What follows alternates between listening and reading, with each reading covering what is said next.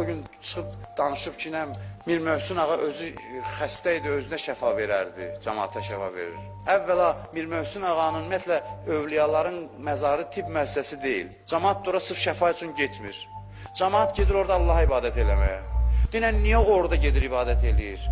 Niyə orada ibadət eləyir? Mən də deyirəm ki, Allah niyə deyir ki, İbrahim məqamının arxasında namaz qılın? Neçə dəfə bunu demişəm, həzdə olanlar görüb. İbrahim məqamını Kəbədən çıxart, apar bir yerə, qoydun bu İbrahim məqamı. Nə deyərsən adını? Deyirsən, pirdir də bura. Elə deyil, pirdə ziyarətgahdır. İbrahim əleyhissalamın ayaq izi. Allah niyə deyir, Kəbənin qırağında yer doludur? Deyir, namazınızı pirdə qılın. Ziyarətgahdır ora, ayaq izidir. Niyə bunu deyir? Bu sual verirəm, cavab ver mənə. Niyə görə orada deyir?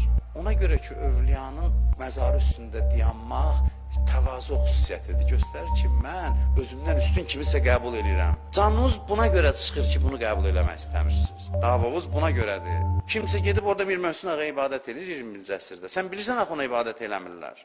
Allah deyir ki, get mənim dostumun qəbri üstündə. Yəni, etiraf elə ki, bu məndən sən Allaha yaxındır. Nə olar, canın çıxmaz bunu desin. Bu